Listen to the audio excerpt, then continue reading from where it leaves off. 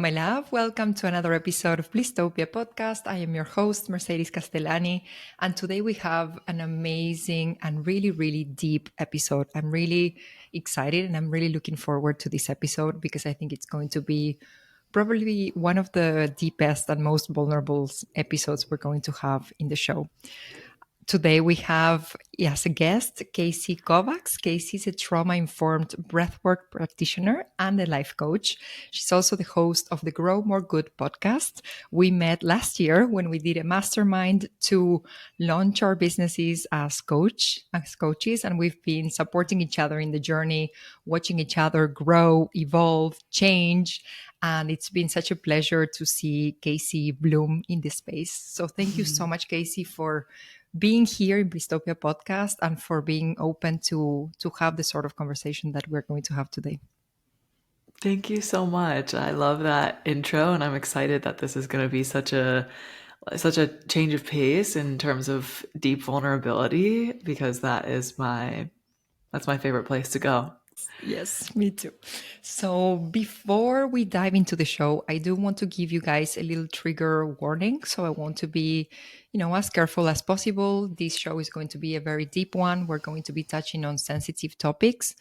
Like trauma and sexual assault. So if at any point you do feel strong emotions, please feel free to reach out to me, to reach out to Casey, or to seek professional support from a psychologist. So we're going to go deep, and we want to do this in the most loving and careful way so that every one of us here is actually healing from these conversations and not going, further down the hole. So the whole idea of this episode is how we can turn our pain, how we can turn the biggest pains in our life, the biggest pains in our soul into our purpose. Sometimes our purpose will come from the things that we love and we're curious about, and sometimes our purpose is going to come from strong experiences that we've had in life.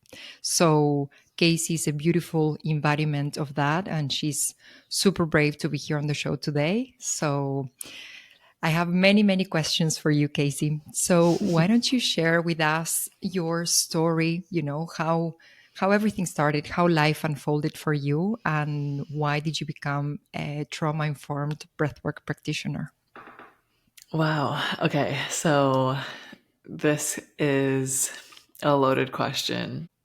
I started out in the fitness industry. When I first launched my online business, I was an in-person personal trainer and decided to take my business online after just a number of toxic gym environments in person, a lot of sexual harassment, which didn't really register for me at the time, but just a lot of discomfort with the people that I worked with. Decided to take my business online, and I joined a business mastermind specifically for online personal trainers in the space.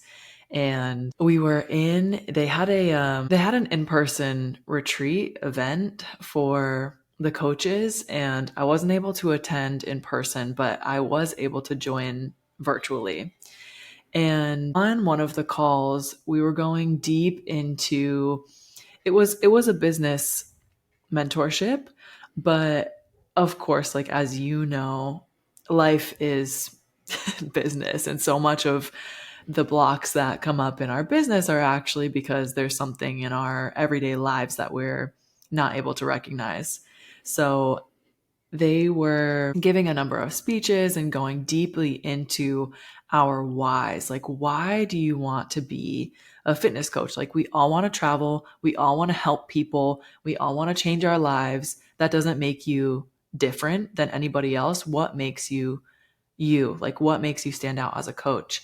And I was just circling this idea. And I was like, I don't know. I don't know what it is. And I was going one-on-one with one of the coaches, and we were talking about my blocks. And every time I would post to social media, I was fact checking what I was saying. When I was talking to my clients, I was fact checking. I wasn't trusting my own word. And fast forwarding a little bit in this conversation with him, it ended up coming out that there was a lot of comparison to my brothers, which was playing out in comparison to other coaches. And it led me to actually end up realizing my childhood trauma, which here we can get into like the really deep stuff here now. When I was somewhere around 6 to 8 years old, I was sexually assaulted a number of times by my neighbor, who was somebody that was a friend to me, somebody who babysat me, somebody I felt really safe with and trusted, and was actually abused by. And I ended up connecting with my cousin, who was the same age with me, same age as me at the time. And of course, we were so young. So I didn't fully know what was happening. I just knew that like it was probably not right. I didn't have language for what was going on. I didn't understand it. I just knew like something's not right here.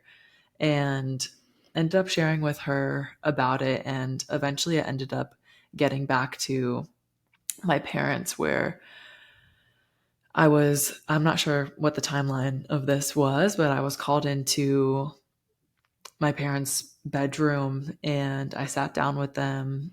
And basically, it came up as this question of like, hey, this is what we're hearing. Did this happen or did you make it up? And because of the way that I felt in my body in that moment, there was so much fear surging. This was probably my first recollection of experiencing anxiety. I didn't want to be in trouble. I thought that it would be my fault if this were to happen, if this were to be true, which of course it was true, but I thought that, I would be to blame of like, why are you doing this? Why are you doing that with him? And of course, like, I didn't know. But because of this feeling, because of what was circling in my mind, which is really, really common for a lot of victims of sexual assault, I said that I made it up. And I have learned so much about myself by knowing this, by knowing that I had lied in that moment to protect myself. This has played out in a number of ways in my life, which we can get into. And I also just want to say, I want to make this clear because with conversations like this, it can be, it's easy to look at my parents and say, well, why didn't they do something? Like, what kind of 6 to 8 year old makes that up? And, like they didn't know either. And that was also traumatic for them to be hearing and to be experiencing. So like no blame. Like my parents and I have had a number of conversations about this stuff. So yeah, no blame there. But yeah, that's kind of the gist. Yeah. Well, first of all, thank you for sharing all of this, because it's not Course. easy. And I think for you, just the fact that you're able to put this into words, it's a major win already, to be able to be this public with such a private thing, that when we leave this kind of thing, we have, as you said, no words for it, because our brain is not able to put words to have a coherent story about something that, yeah, that can shatter ourselves. So the fact that you're, Totally. being able to put this into words, it's amazing. And so you realized that this was happening, that this happened in the past when you were a sports coach, a fitness coach. And how did you decide to go from that, from the more physical, side of things, into, okay, now I'm going to be a life coach. I'm going to be, helping other people with their trauma through breath work. What was the piece that clicked when you said, okay, I think I can actually help other people now? I've been through that. I've been able to heal, and I think I can be there for other people as well. Yeah. Well, so tracing it back to that moment of realizing it on the call, what I had experienced and how significant that actually was, because this was something that was in my head, but never something that I had actually said out loud. I had confided in like a few girlfriends when I was in college who unfortunately had similar experiences, which is a common thread. But yeah, I had never really voiced it. It was something that just lived in my mind and in my subconscious, and was something that I just dismissed and hoped that it would just go away, that it Hmm. wasn't impacting me, that it didn't matter, and nobody needed to know, you know? And so on that call with my coach and the 80 other people that were on that call, I recognized that I needed help and that it did matter. And that it wasn't just something that lived in the back of my mind. It was also something that was playing out and controlling a lot of my life choices and the way that I saw the world and the way that I navigated the world. Hmm. So I decided to sign up for therapy. I booked my first session and it was terrifying. I did it virtually because that was seemed like the easiest step for me to take, and I did not like it one bit. My biggest fear was that I was going to get on the call and they were going to see me as my trauma, and I was so fearful of her saying, like, what brings you here today? Hmm. What brings you here today? Like, you're just stepping into the doctor's office and, I'm sick. And that just didn't sit right with me. Our conversation didn't feel good. It just didn't resonate. It didn't Hmm. align. And so I didn't go back to therapy, but I did hire my own life coach. Hmm. And we went deep into healing this wound specifically. And I loved that she knew me as a person. And she's now my best friend as well. So she knew me as a person Hmm. first and was like, I see you in this. Like, this happened to you, but it is not you. And through my experience with her, I just learned so much from her in so many ways about spirituality, about purpose, about life, about our wounds. And within a few weeks of working with her, I was like, wow, I want to give this back to as many people as possible. And even when I was working with my fitness clients, I was really drawn to the why, as far as like, sure, we want to lose or gain weight, but like, why? Is it solely for aesthetic purposes, or do we really want to get healthy? Hmm. And do we want to lose weight to look a certain way?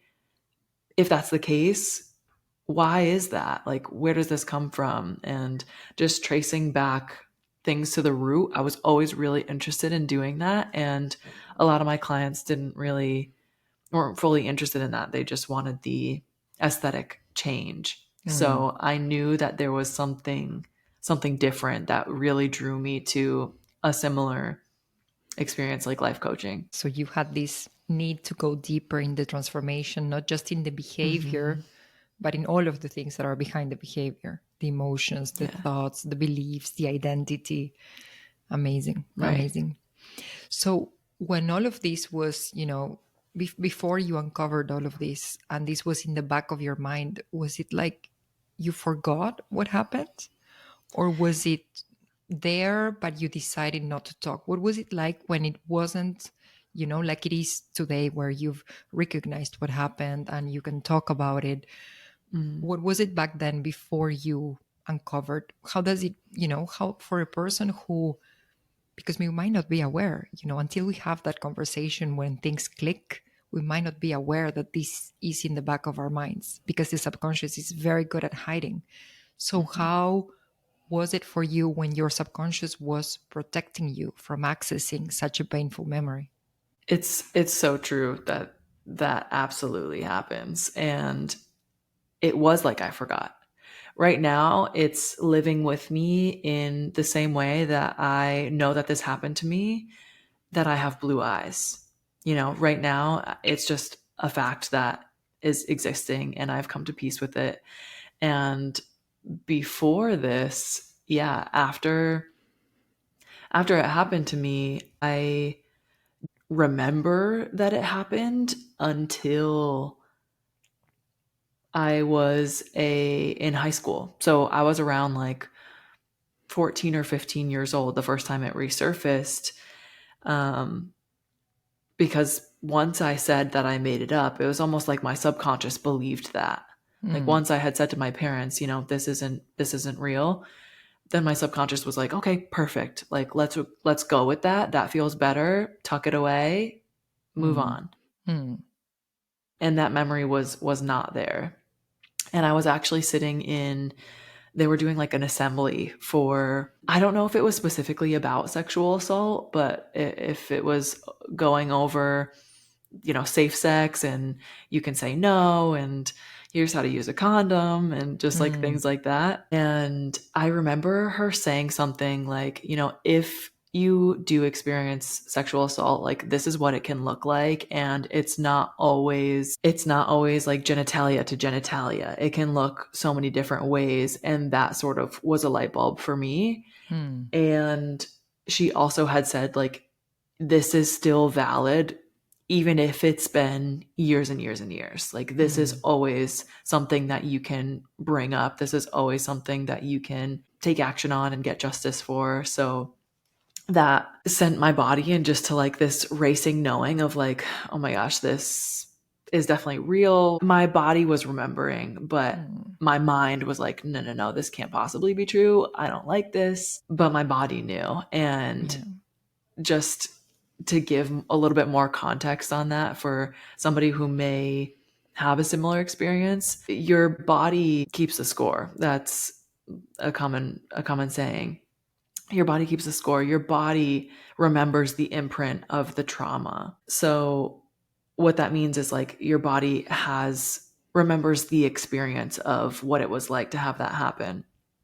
So for me, this was surfacing as so much fear in my body, racing heart. I was sweating. I was really in a state of like panic of, oh my gosh, this can't be real. So that was the first time I remembered it, shoved it away again, and Mm. then about 4 years later it resurfaced again and never went away. Also in a similar scenario, I was at school in an assembly talking about sexual assault, and that's when it came back to me. And your body knew. Your body knew. Hmm. This journey that I can imagine it's been, a long journey, many years, because it's not like we can heal these kind of things from one day to the other. It's a pain that runs very deep. Were the modalities and tools that really helped you along the journey? Because there's different ways we can look into this, from talk therapy and the body, breath work. Which were the tools, would you say, that really helped you in in healing? Initially, it was shadow work, which was going in and basically looking at all my blind spots and all the parts of myself that I rejected. That was really transformative in the beginning. What it got me in the habit of, because I didn't know about embodiment work, I didn't know about somatics, it got me in the habit of intellectualizing my feelings. And you can maybe sense this with me talking about it and it seeming so effortless, is that I'm really good at intellectualizing my feelings. Mm, What I'm in a practice of now is actually feeling them. And yeah, that right now is the practice that is the most impactful of actually befriending the emotions and getting my body to actually experiencing them, or maybe not getting my body, but like allowing the experience to move through my body. So I'm working with a coach right now, and we're doing somatic therapy, we're doing somatic experiencing, and that has been really significant.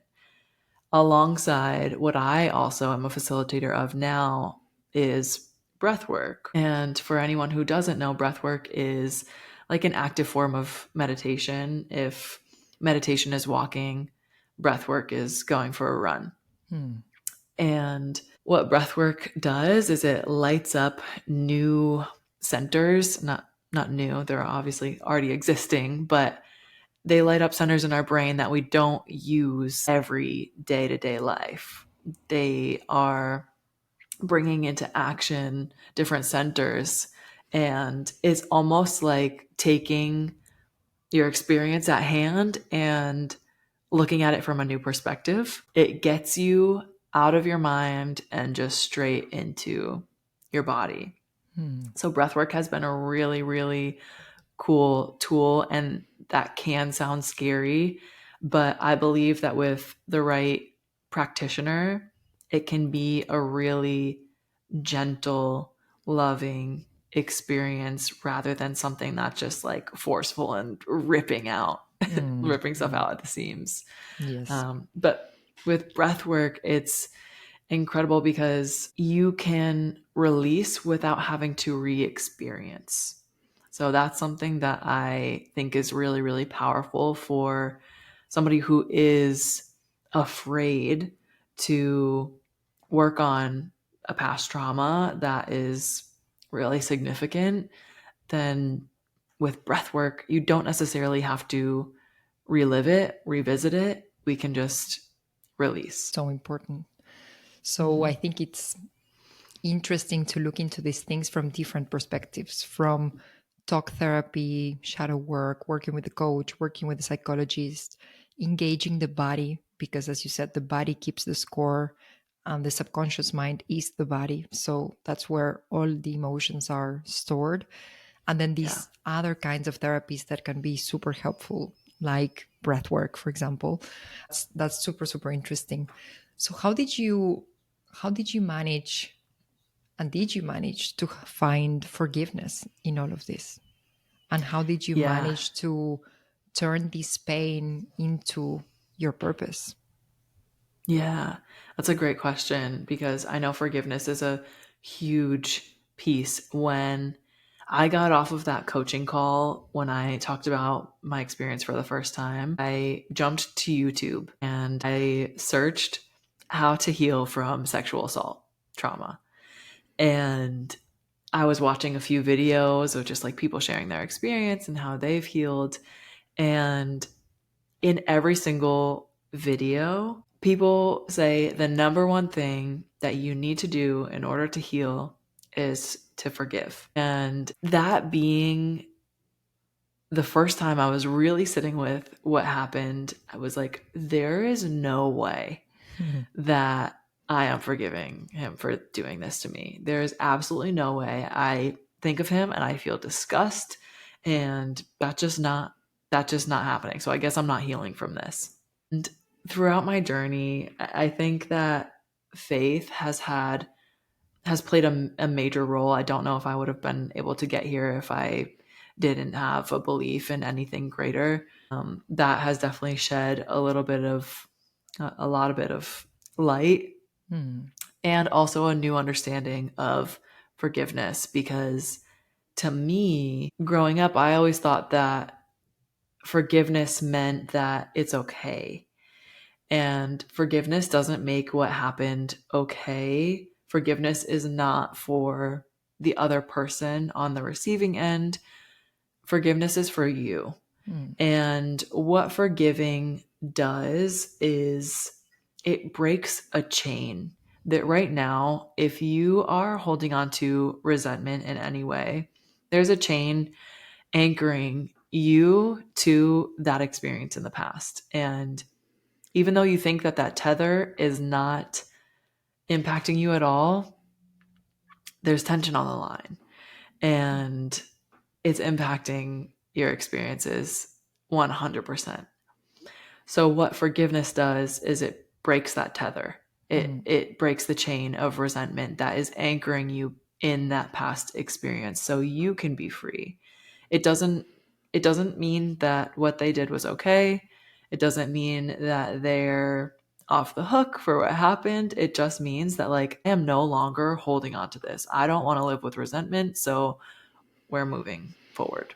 So that's been that perspective shift of what forgiveness actually is has been everything for me. In a sense, because then we can let go of that story, rewrite that story. We can change our identities. We're not that person anymore. We're not that story anymore. We can let go of everything, all the emotions, the resentment, the sadness, the disgust, the anger, the hate, all of the emotions that came up. We can let go of all of that. And as you said, we do it for ourselves. We don't do it for the other person. The other person will have to deal with their own karma in this or Yeah. another lifetime. So good luck with that. Yeah. And also, it's also recognizing, and this is often really hard to do as well, but almost putting yourself in their shoes of knowing that a happy, healed, healthy individual is not making these choices. Somebody who's in a really good place is not intentionally going out of their way to hurt other people. So, knowing that, you can then look at them and there's a sense of compassion in a way. And of course, like it's work to get there. But to me, I look at him and I feel sorry for him that he felt like that's what he had to do, that was the choice that he felt was right. And also, like, where did you learn that from? You know, I have to believe that he learned it from somewhere. Like, potentially it had also happened to him. So that helps me. And that has been what I've had to believe in order for myself to survive. Because if I'm, again, just like holding on to this resentment, this anger, this disgust, like in what way, in what lifetime is that serving me, you know? And the more you can see it with compassion, maybe it wasn't himself, it was the unhealed version of himself. And if he Right. would have processed all of those things, and maybe things would have been different also for him, that wouldn't have happened. And I think just compassion, it's very, as you said, it's very difficult to get there. But when we can see the other person as, okay, maybe it wasn't you, maybe it was also the circumstances that you lived that have also impacted me now, but you are also a product of those circumstances. So it allows us to shift from anger and all of those emotions into compassion, and to forgive and let go that person and what happened, and try to find some sort of restore some sort of peace that has been shattered in the past. Imagine there's a woman who has experienced trauma of any sort, not necessarily this one, of any sort. Knows there's something in there, but she's still a little bit afraid to go and look into it, because she feels like if she opens that box, it's going to be like a Pandora box. Kind of like you felt before you went into that first consultation with the psychologist. She's not ready to open that box because she knows it's a big, loaded, heavy box. Would you say to that woman who's, verge of opening that box and she's trying to find the bravery to do it? Yeah. I would say don't ignore that nudge. If you weren't ready to move through it, to process it, it wouldn't be surfacing as a desire or as a need to open it up. And you are totally valid in the way that you feel. You're valid in your fear and in the hesitation to not wanting to go there because it was painful. It absolutely was. And that's okay because you've carried it this long. The hardest part is already done. You survived and you've already done it. So now it's like pulling the band-aid off. Right now, all that box that you're carrying around is just like strapped to you. And you have no idea how much weight you're bearing. I've heard this analogy of an emotional backpack, and you have this backpack on you. Some people don't even know they're carrying a backpack, but as we walk through life, all of our experiences, all of our emotions are being stored in this bag, and what we don't process, we're just holding on to. So some people are walking around with this giant bag on their backs, like, why is life so hard? Why does it feel this way? I feel so heavy. Everything's so dark. It's because you have so much so much on your back. You're so much that you're carrying around with you. Mm. And because of this weight, because we're so tired from carrying it around, it affects the way that we communicate with other people. Maybe we're frustrated so much more often, we're dysregulated, we're snippy, and we're annoyed. When we can release some of the things that we are carrying around with us, like you don't have to be carrying it. You can put it down. It's safe to let it go. And that doesn't mean like letting it go and putting it down is not the same thing as turning your head and looking the other way or burying it, because we can't do that. We Mm. can't do that. I Mm. know it can feel overwhelming, but you're not alone. Sometimes the only way out is through. Sometimes the things Totally. that we need to go through are really hard, depending on our stories. But I also think that, we see all of these things on Instagram and everything is high vibes and everything is like, up Mm-hmm. there. There is no way we can get up there into those higher states of joy, happiness, peace, Mm-hmm. less we've cleared everything that was in other levels, unless we've cleared other emotions that can be there. We've cleared the anger. We've been able to forgive the people that we need to forgive in our lives. We've been able to clear the disgust, the hate, the unfairness of certain things in our lives. We've been able, especially, I think, to forgive certain characters and to redefine who we are, who we want to be from now on. And that's when we can actually access these higher states that we would love to feel more often. But it's not like we can jump straight into happiness and we do sports, we do 2 meditations a day, and now we're good to go. No, we need to go through the shadow first in order to be able to feel the light afterwards. And sometimes, depending on our stories, that shadow can be heavier or lighter, but we all have things to look into. We all have things, characters in our lives who have hurt us. We all have trauma with big T or small t. So it is important to look into those things, forgive, heal what we need to heal, reparent ourselves if we need to reparent ourselves, repair what has been broken, and then move on from this place of feeling complete, feeling healed, feeling at peace with who we are and our story, with the nicer bits and the harder bits of that story.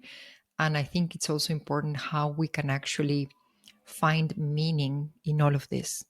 It's so important, the meaning that we give to things. Many different books, but I'm thinking about Viktor Frankl, who talks about how he was able, for example, he lived horrible things during World War II, how he was able to find meaning in all of that. So if we can look into our story and rewrite the meaning of those things, and we can actually, for example, from this huge pain turn it into purpose, or from this huge pain learn an important lesson for our hearts, for our souls, and then move forward with that lesson, then we actually, it was a good thing. And maybe one day we can even be grateful that some things happened, because now we are who we are because those things happened. And I know this phrase, being grateful about certain things, can seem so unrealistic at certain stages of our healing journey. But one day when we look into it from the future, it can be actually something that we could even be grateful for, because it made us who we are. The scratches and there's some scars that we have and we've healed, and we are who we are. And we have those beautiful marks on our skin, like a beautiful tiger. We wouldn't be the beautiful tiger that we are if it wasn't for those on our skin, basically.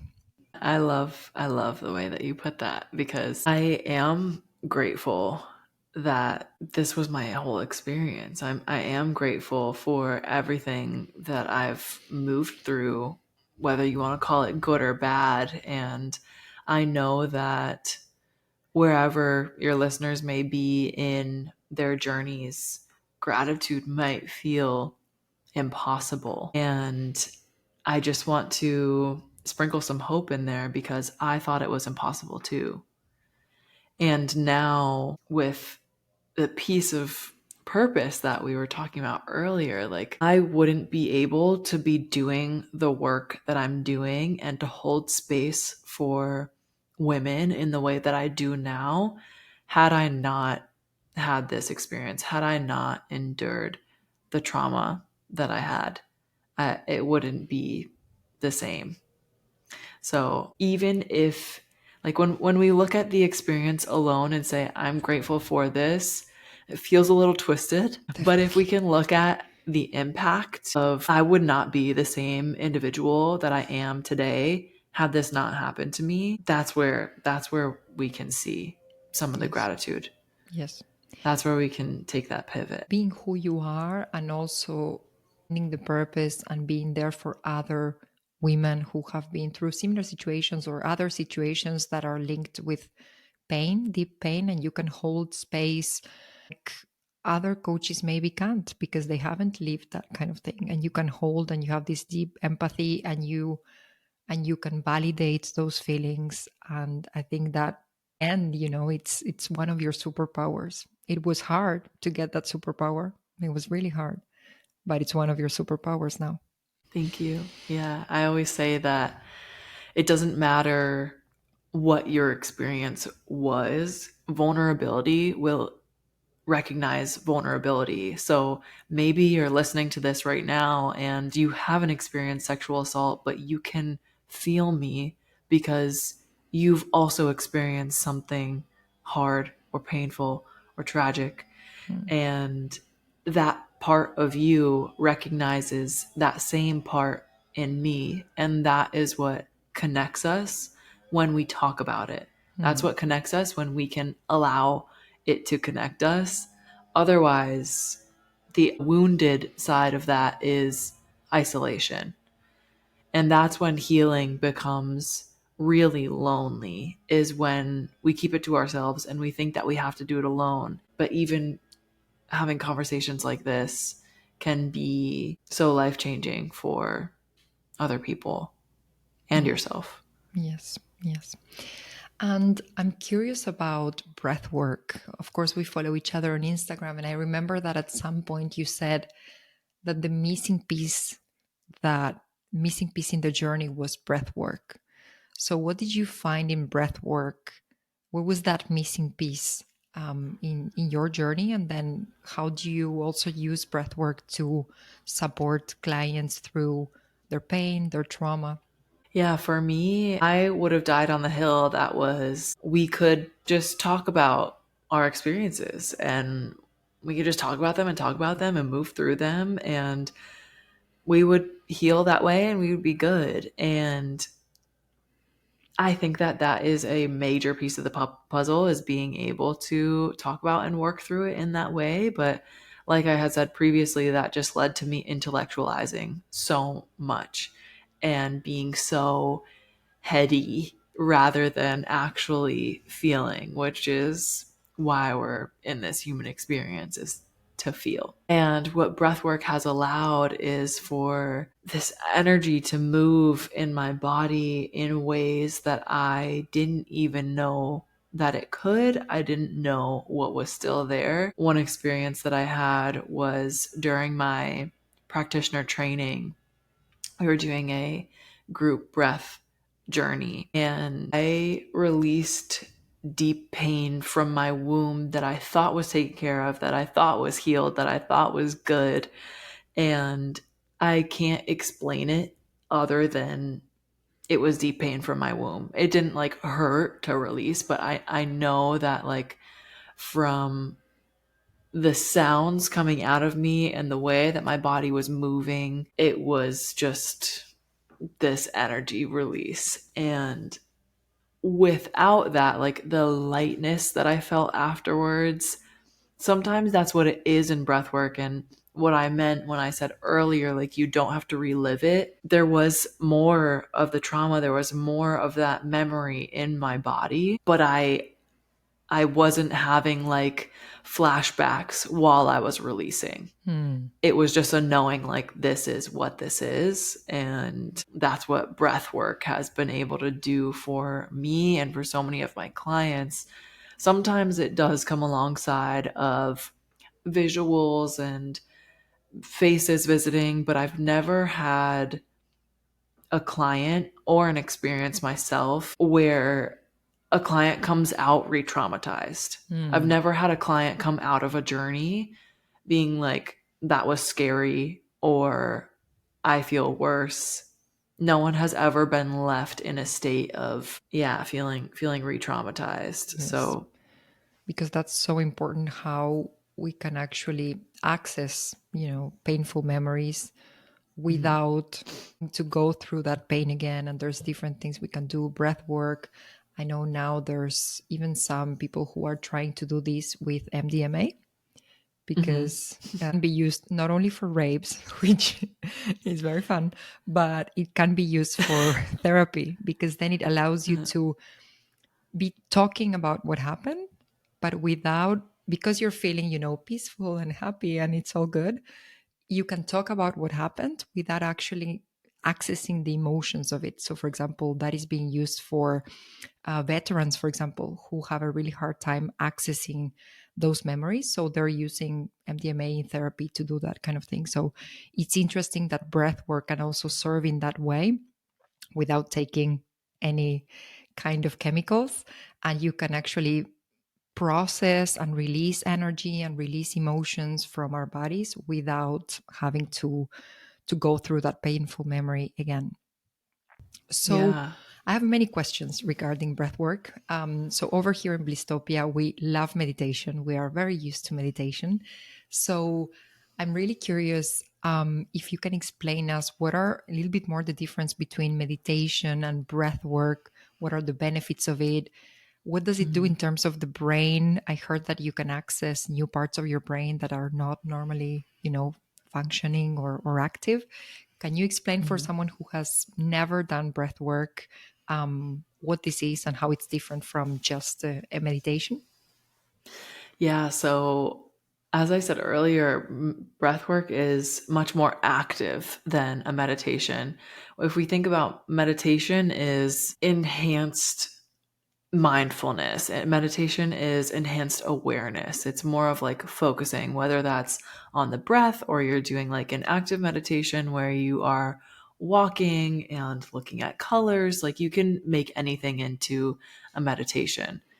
With the type of breath work that I use, I'm taking you on a journey. So we start with a really slow, normal breath pattern, and then we move into mouth breathing with two different patterns. And what we're doing is we're taking in two separate inhales, getting more oxygen into the brain, and the entire experience is long, slow, and deep in the way that I facilitate. Hmm. So I know some people get scared because they've seen breath work that's really quick or uses a lot of holds. But the way that I facilitate is very slow. We focus on depth over anything. And so we're getting more oxygen to the brain, um, allowing different centers to be lit up, to be more active than they normally are, to give you a new perspective. And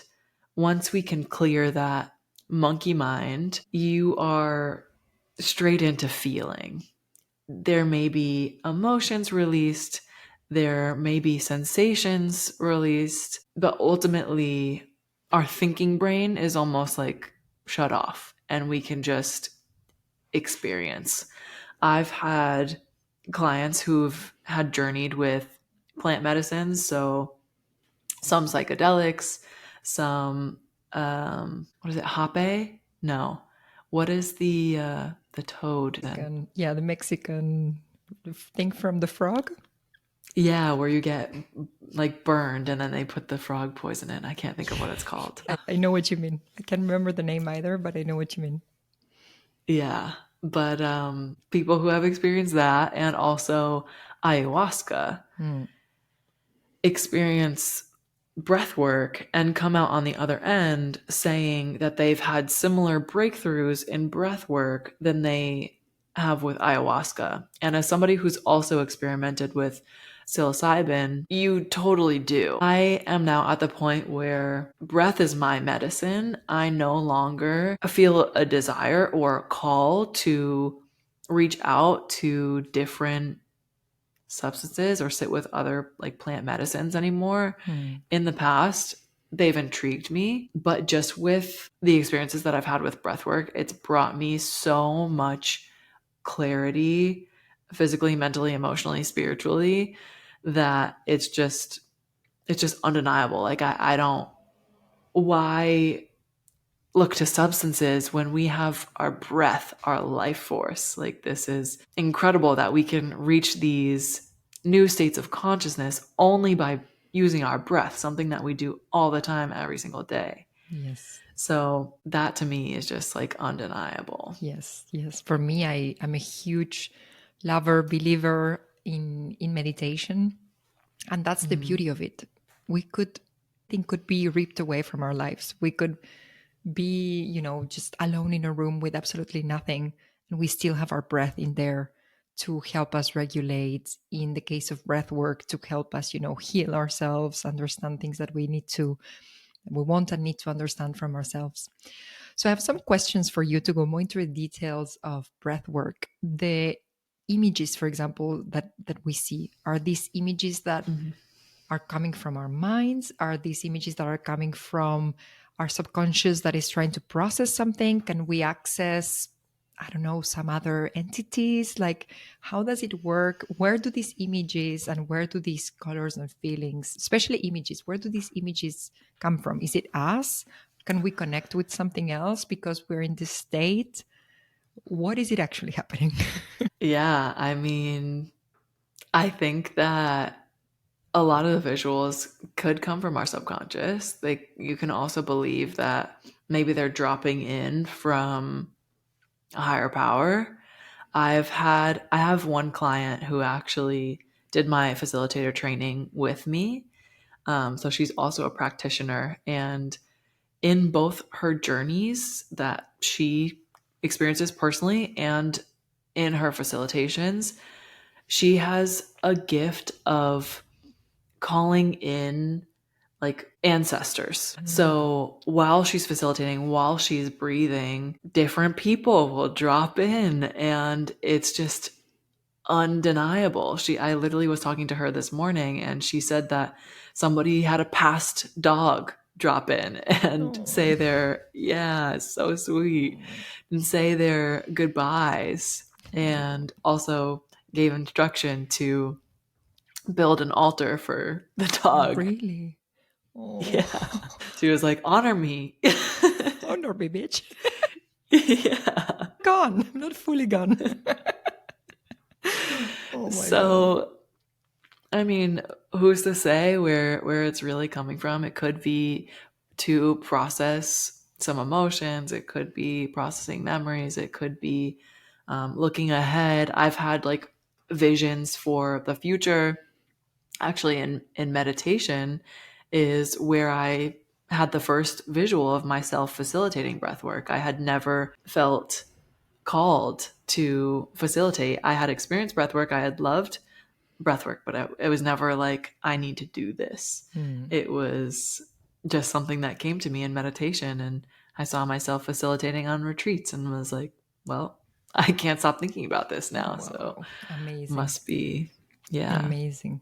And I've had several experiences. I've tried breath work a couple of times, maybe 5 or 6 times. In a retreat in Bali Mm-hmm. was the first time.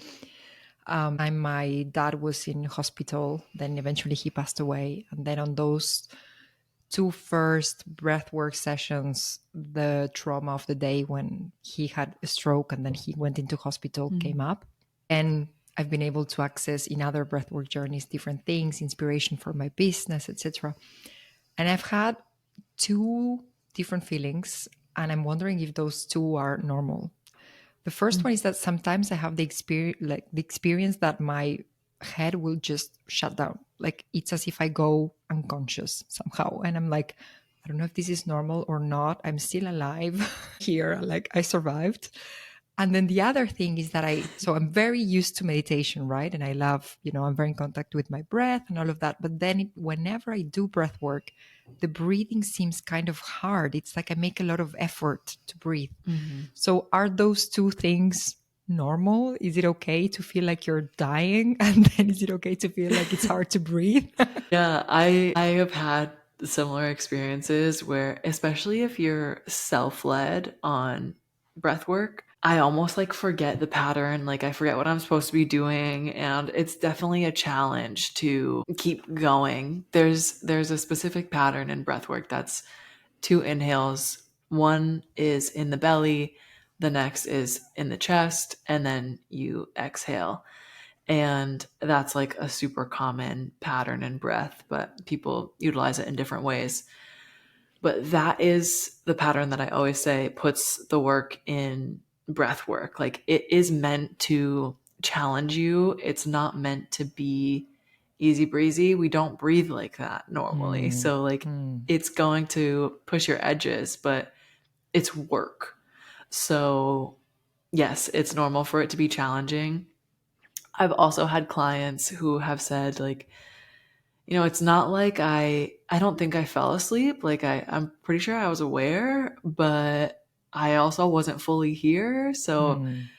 I think that's also a normal experience of being kind of checked out. For me, it feels in the last breathwork session that I did, I went in there with the intention of feeling in my body what abundance was. And then Mm. what came up during that breath work, which was beautiful, it's kind of like my mind went off. I literally, I died, died, and I was in space, and I was all and nothing all at the same time. And that was Wow. abundance. It was that infinite being in space, basically. Like, okay, I think I just kind of like, because I wasn't in that room. Like I wasn't, it's not like when you go in meditation, you go somewhere, but you're still touching the sheets, you're still kind of there. Like Hmm. I was not in that room. I left that room. I was in space. Wow. That's so cool. Yeah. So, what would you say? Would you like to add anything for women in the Blisstopia community who maybe want to venture into breath work, who want to try these kind of things? Anything you wish to add for the community? Yeah, I think that if you are looking to try breath work for the first time, try it with somebody who facilitates and can guide you through it. I also couple my journeys with like fun music, so that can totally enhance the experience. But that way, like, you have somebody watching, so you can know that you're doing it correctly. You can know that you're safe because you don't have to worry about any of the sensations, anything that might come up. If it's normal, like, you're being observed, and you don't have to worry about following the patterns because someone's there coaching you through it. It can also be helpful to have somebody facilitating because I like to prompt questions and remind you of your intention while you're breathing to keep you in that state and to keep you connected, because otherwise you can float off to who knows where. And although, like, that was part of your intention, make sure you get the most out of your experience. But you don't have to be you don't have to be experienced to try it. Like, you can be a total beginner and experience the journeys that I do. But yeah, I think ultimately it's a great tool. It's a gentle tool. We're using our life force, our breath that we use Hmm. every single day, unconsciously, consciously. So when we can harness that and really use that power, it's just a reminder of like how powerful we truly are. Yes. And all the parts of us that we haven't accessed yet and we could Hmm. access with just knowing how to use something as important as our breath. We can Hmm. be someone we've never been, feel emotions we've never felt, heal things that we need to heal. So, where can listeners find you online if they want to learn more about breath work, if they want to learn more about processing trauma, maybe if they want to book a breath work session with you? Where's the best place to find you? Best place to find me is Instagram. I am at _Cassie Kovacs. If you have any questions following listening to this episode or like in general, please don't hesitate to send me a message. You're talking to me on the other end. My team is me, myself, and I. So you are talking to me when you reach out to me. But yeah, Instagram has everything you need to know. Amazing. So the link will be in the show notes so that you can find Casey. You can talk to her about any topics that we've covered today. So before we end the show, I like ending the show with Yes. 3 rapid fire questions. Okay. Ready? I'm ready. So when was the last time you felt bliss? I think when I was on the retreat in September, I was on a, is this supposed to be one word or No, can it be story? it can be story. Okay. Okay, perfect. I was on a retreat hosted by my first life coach and my current best friend. She facilitated, it's called the Devotion Retreats. If you're interested in retreats, definitely check them out. It was incredible. We went to Malibu and surrounded by just incredible women and had just days of pure bliss. Beautiful. So beautiful. Retreats Yeah. are so powerful. Question. Can you think of one idea that fundamentally changed your life? I think to loop back into what we talked about all day today is that like trauma really does impact everything about your world. It's from an unhealed perspective is the lens in which we are viewing the world. So when we heal, you're changing absolutely everything about the way that you move, about the way that you view others, speak to others, love yourself. Everything changes. And so important to work on that. Not easy, but important. And the last one, if you could choose one rule that everybody in the world needs to obey, what would it be?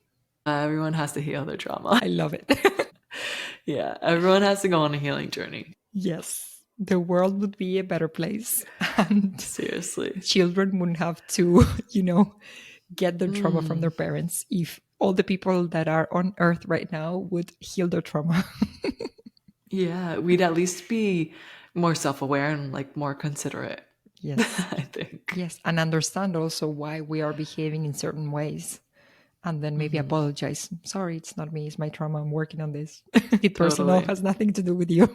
Amazing. Thank you so much, Casey. I cannot thank you enough for being so brave, for coming onto the show, for opening up in this profound way. I've really, really enjoyed this conversation. That you enjoyed it as well. You felt good. We have so much to learn from you. I think you're an example of emotional bravery. I always like to say that shadow work is not for the faint of heart. And the women who usually come to me are the women who are brave enough to, to get to know themselves at the deepest level, to heal at the deepest level. And that's not always easy. But what's on the other side of that is it's magic, it's bliss, it's happiness. So thank you so much for being with us today and for sharing what you have shared with us. I really appreciate it. Yeah. Thank you so much for having me and hearing me and caring and meeting me with so much love and also filling in the gaps. It's been really great to be here and have this conversation. So I appreciate you as well. Thank you so much. Thank you so much. I will see my listeners on the next episode. And in the meantime, in Blisstopia we trust.